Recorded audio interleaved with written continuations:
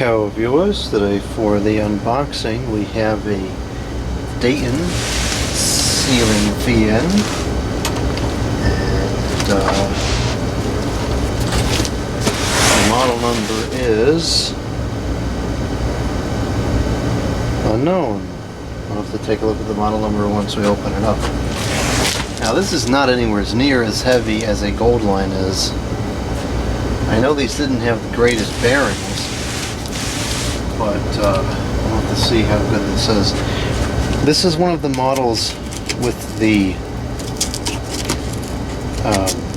switch housing and the pull chain control. There's an apple orchard in the area that has an office in the back, and it used to have like old computers and stuff in there, like a classic 90s office, and there's one of these hanging in there. And I was always fascinated by these ever since I saw that. And I never really thought too much about getting one for whatever reason. I guess just because I never saw them since.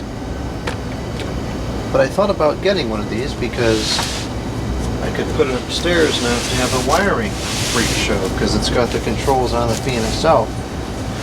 So let's see what we have here. It's not going to be easy to get it out here. That's, I guess, the blades.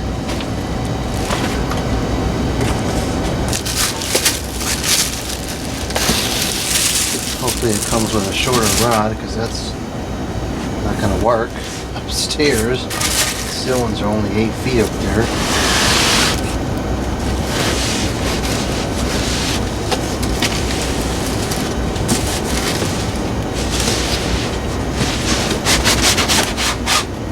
Oh, there is information on here.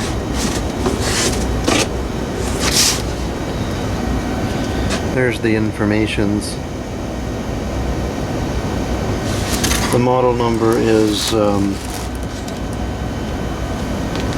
3C691A. I also remember, as far as Dayton are concerned, a couple of Home Depots, I think, used to have the non-switch housing version, and there was some park, it's like a water park or an amusement park or something, I don't remember which one, but one of those had like a pavilion kind of thing, and it was full of the small 36-inch ones, and that's what I really like to find. Paper, okay. Oh good, there is a shorter down rod. Well, those seem to be getting kind of scarce. I think they recently stopped production on these. 36-inch claims to 12,500 CFM, so that's very similar to the claimed air movement of the 36-inch gold line. And almost 400 RPM, that's pretty fast. This one tops out at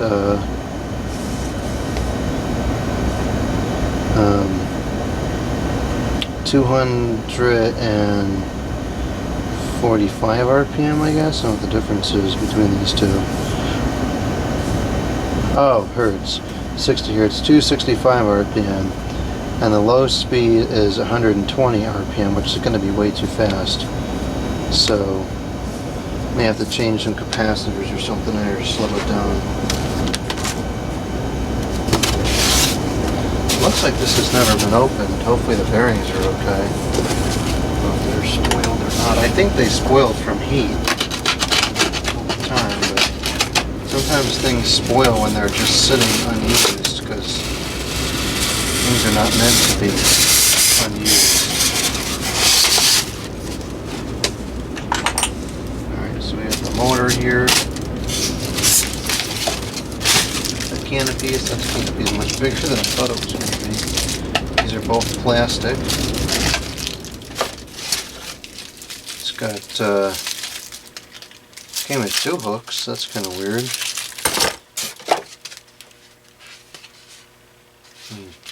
Paper, pull chain extension. And here's the motor itself. It's got some weight to it, but nothing like the gold line.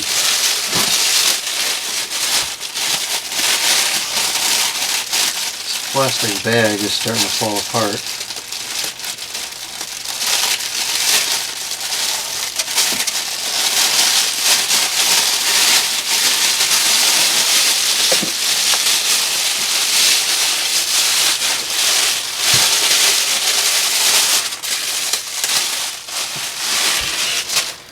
You know, what's cool about these is they have a very old style appearance to them, yet they were made up until very recently.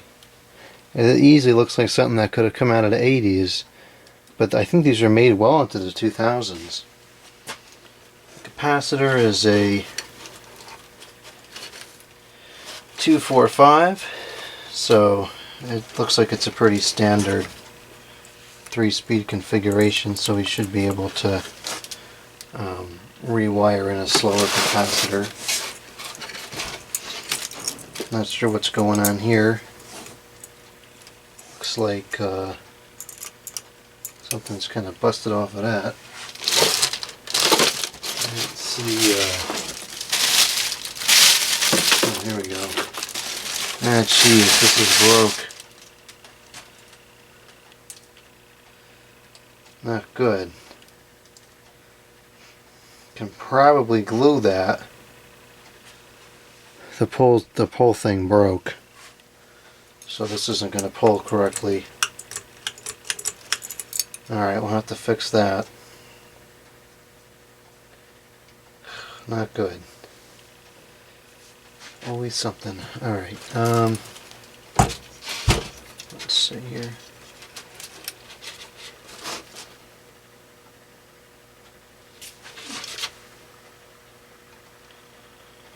I hear them, and it feels like they're not smooth. So we may have a bearing issue here, which I'm not totally surprised by. I'll have to run it up for a while and see what happens over time. Don't see a date code on here anywhere. Well, that's annoying.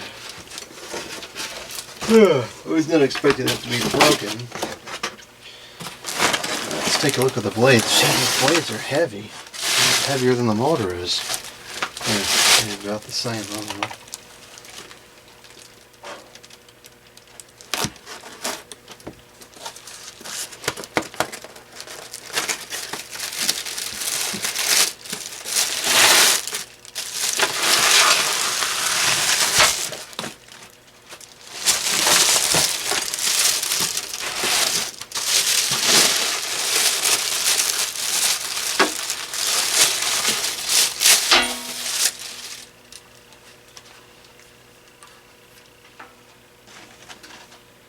This blade's got some decent pitch to them. I wonder what the significance of this rolled edge is. I wonder if it's a safety thing or if it's an aerodynamics thing. Which that wouldn't, I mean, it would still hurt, but it wouldn't do anywhere near as much damage as if it was, you know, a straight edge. Huh. Interesting. Well, let's see. I think it's, well, I mean, it shouldn't take too much effort to put this up. Part of me wants to try to hang it up this evening. That looks simple, but this is on here, so I have to take this off and put it on here. Actually, that adds a distance. This may hang kind of low. I may end up using a shorter down rod than that. I don't know. I'm not getting into this tonight. It's too late for this. I'll deal with this tomorrow.